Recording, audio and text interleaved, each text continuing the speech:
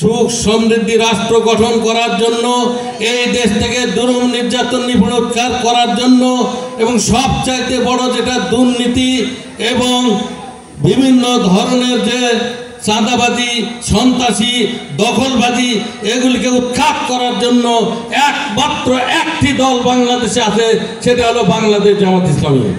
আজ এই দেশের জনগণ বাংলাদেশ জামাত ইসলামকে বুকে জড়িয়ে নিচ্ছে এবং তারা প্রত্যাশা করতেছে যে আগামী দিনে বাংলাদেশ জামাত ইসলামী হবে এই দেশের রাষ্ট্র পরিচালনার দায়িত্বশীল হবে ইনশাআল্লাহ।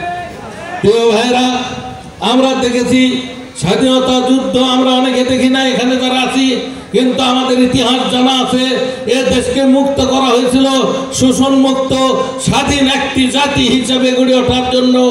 এত রক্তের বিনিময়ে যে স্বাধীনতা আমরা অর্জন করেছিলাম, একের পর এক এই দেশে রাষ্ট্র ক্ষমতায় একটি দল এসেছে, কিন্তু তারা প্রত্যেককে এখানে ঢালাওভাবে মানুষের স্বাধীনতা হরণ করে, মানুষের উপর জুলুম নির্যাতন নিপীড়ন চালিয়ে এ দেশের সম্পদকে নিজের আত্মসাৎ করে দেশ বিদেশি সম্পদের পাহাড় করেছে।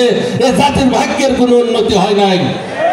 এরপরে সর্বশেষ ফ্যাসিস্ট আওয়ামী লীগ যখন ক্ষমতায় এসেছে, তাদের টার্গেট ছিল আগামী দিনে এ দেশের কর্ণধার হতে যাচ্ছে বাংলাদেশ জামাত ইসলামী।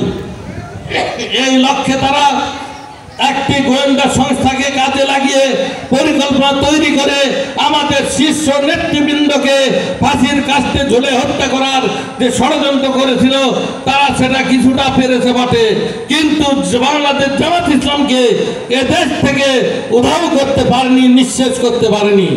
প্রিয় ভাইরা, এরপরেও আমরা দেখেছি যে আমাদের উপরে হাজার হাজার মামলা দিয়ে আমাদেরকে অনেককে গ্রেফতার করে রাখা হয়েছে, জুলুম নির্যাতন করা হয়েছে, বাড়িঘর বুলডোজার দিয়ে ভেঙে ফেলা হয়েছে, অনেক ভাইকে ধরে নিয়ে গিয়ে তাদের বিভিন্ন অঙ্গে গুলি চালিয়ে চিরদিনের মতো ভঙ্গু করা হয়েছে, কাউকে চোখের মধ্যে রড ঢুকিয়ে চোখ উপড়ে ফেলা হয়েছে, কিন্তু বাংলাদেশ জামাত ইসলামকে এদেশ থেকে মুছে ফেলতে দিতে পারে নাই, বরং তারাই নিজেরাই মুছে গেছে ইনশাআল্লাহ।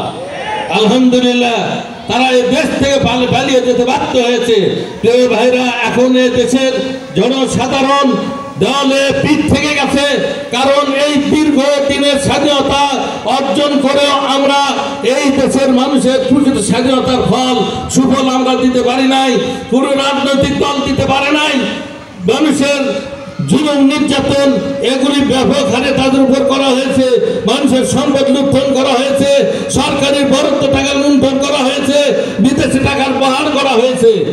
আজ তাই এই দেশের জনগণ চায় যে এই দেশে শান্তি এবং সুখী রাষ্ট্র গড়ে তোলার জন্য একমাত্র একটা দল আছে, বাংলাদেশ জামাত ইসলামী। এই দলের জন্য মানুষ প্রত্যাশা করে আগামী দিনে ক্ষমতায় বসাতে চায়, কিন্তু আজ আমরা যারা আছি, আমরা কি চাই যে এই দেশে ক্ষমতা দেওয়ার আমরা যোগ্যতা অর্জন করতে পেরেছি এবং আমরা এটাকে ধরে রাখার জন্য যোগ্যতা অর্জন করতে পেরেছি, এটাকে আমরা ভেবে দেখেছি না? মোটেও না। এর জন্য আমাদের প্রত্যেককেই একজন ব্যক্তিকে হতে হবে একটি দায়িত্বশীল একজন প্রার্থী। আজ আমাদের সামনে একজন যোগ্য প্রার্থীকে দেওয়া হয়েছে। এই প্রার্থীকে নিয়ে আমরা আগামী দিনে এই কাহালু নন্দীগ্রাম এলাকাকে বিজয় করে আমরা দেখাই দিতে চাই।